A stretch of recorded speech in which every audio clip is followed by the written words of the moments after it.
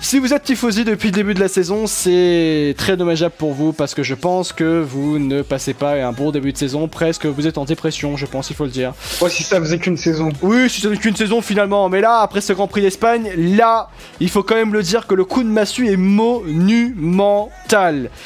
Ferrari, la Scuderia fait moi rire. Mais là, clairement, on arrive à un point où je suis désolé pour Charles Leclerc. Pour les tifosi dans la globalité, je me sens désolé pour eux, en fait. C'est ça, en fait, je me sens désolé pour eux. C'est comment on en est arrivé là. À la régulière, voilà, après ce Grand Prix d'Espagne, se rendre compte de ça, à la régulière, un pilote comme Charles Leclerc, avec une Ferrari, ne peut pas faire mieux que P11. Ne peut pas faire mieux que P11. Une Ferrari ne peut pas permettre à Charles Leclerc de faire mieux que P11. Je sais pas si on se rend compte quand même de la situation. On peut me dire, oui, il y a eu un problème en qualification hier. Ok, peut-être il y a eu un problème en qualification pour Charles Leclerc. Mais comment c'est possible qu'en 2023, la Scuderia Ferrari, avec tant d'espérance, fasse en sorte que Charles Leclerc termine P11 du Grand Prix d'Espagne? Mais je ne sais pas si on se rend compte de la gravité de la situation. Comment Charles Leclerc peut terminer P11 du Grand Prix d'Espagne? Comment est-ce possible qu'à la régulière, une Ferrari termine 11e d'un Grand Prix d'Espagne? Je me sens en fait profondément désolé pour tous les tifosi, tous les fans de la Scuderia Ferrari. Parce que, arriver à un point où on te fait tant espérer de choses, tant espérer de changements, et arriver à un Grand Prix qui est quand même l'un des plus importants de la saison, l'un des moments charnières de la saison, parce que ça peut... Si t'as une bonne voiture pour l'Espagne, t'aurais... Comme c'est un circuit de test, ça t'amène sur une bonne base pour la suite de la saison.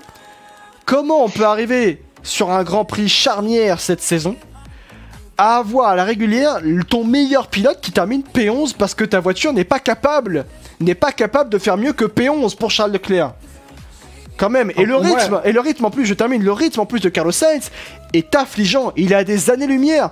Carlos Sainz s'est fait battre par un pilote qui partait 12e. George Russell partait 12e et il a terminé devant Carlos Sainz, mais d'une manière facile. C'est ça qui est le plus terrible aujourd'hui pour Ferrari, c'est que on a un rythme qui est inexistant, une monoplace qui est inconstante, qui est incompréhensible, et les améliorations ne semblent réellement pas aller dans la bonne direction, finalement, au sortir de ce Grand Prix d'Espagne, pour Carlos Sainz, et là, clairement pour Charles Leclerc, puisqu'à la régulière, il termine 11e Charles Leclerc de ce Grand Prix d'Espagne. C'est bon, vous pouvez y aller. Non, mais il y a surtout encore tellement de choses à dire sur Ferrari. Bon, déjà, Sainz, quand il se laisse passer, quand il lui dit que c'est pas la target, qu'il faut laisser passer, bon, il finit derrière tout le monde. Donc, bon, déjà, ça, c'est un premier problème. Pour moi, le second problème, j'en parlais tout à l'heure, c'était hard, où au moment où Leclerc veut pit, lui, il voulait repit pour des softs, parce qu'en vrai, sur les softs, le rythme était pas horrible, et c'est pour ça que j'ai envie d'être un peu plus positif que la plupart des tifosi. C'est que en soft et en medium, le rythme n'était pas horrible, il n'y avait pas l'usure qu'on avait l'habitude d'avoir. Normalement, les Ferrari en soft, ça tient 10 tours et après ça dégage. Là, Leclerc, quand il boxe pour des softs, pour son deuxième relais, il a réussi à les tenir très longtemps en gardant un très bon rythme. C'est pour ça qu'il voulait repartir sur des softs. Donc pour moi, c'est pas si catastrophique. Il y a l'énigme des hards où sur Leclerc ça a été une catastrophe les hards. Et Sainz, bah c'était plutôt bon en fin de GP. Il y avait un très bon rythme sur les hards. Ça c'est le plus gros mystère que bah ils comprennent toujours pas. Et j'ai l'impression que les hards depuis le début de la saison pour Ferrari, c'est le problème qui suit. Et d'ailleurs, ce qui est assez spécial, c'est que Charles Leclerc en parlait très justement. Il dit bon, mon premier stint il était horrible, par contre le deuxième bizarrement il était bon. Attendez.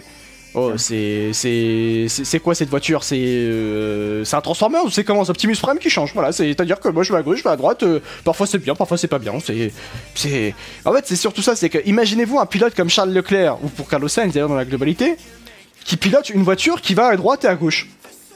Qui va, quand tu vas aller à droite, elle va à gauche, et quand tu vas aller à gauche, elle va à droite, et tes pneumatiques ils changent, voilà, la voiture elle change tout le temps. Moi, je commençais à avoir peur de quelque chose sur Leclerc, c'est pas pour son talent, mais je me posais la question sur peut-être ses retours techniques. Quand tu vois par exemple qu'un Max, là, à un moment il y avait une radio sur Max, sur la config de la voiture, il avait réussi à identifier assez vite le coin. Moi je vois rarement Charles faire des retours techniques en course sur la voiture. Je sais pas si en post-course, entre les courses, c'est aussi la même, parce que ça, c'est quelque chose, on n'a pas beaucoup de visibilité. Mais je me pose la question en tout cas. Ouais, je peux comprendre, ouais.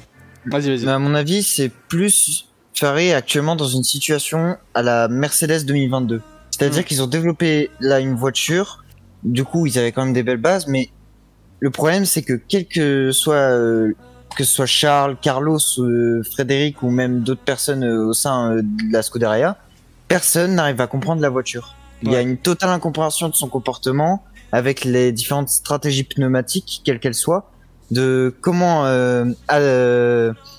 quel réglage, quelle balance mettre sur la voiture. On n'arrive pas du tout à identifier les problèmes et savoir comment les corriger. Ça qui fait extrêmement peur pour la Scuderia, c'est que personne n'arrive vraiment à identifier les gros soucis qu'ils rencontrent avec leur voiture. Elle est complètement c'est imprévisible comme comportement. Yannick Rosarius dans le chat qui dit c'est une voiture pointue, voiture de calibre, développement complètement à l'envers. Il y a pas Hamilton pour rediriger. Par exemple, Binotto a laissé une voiture naze. Je dirais pas ça, très loin de là.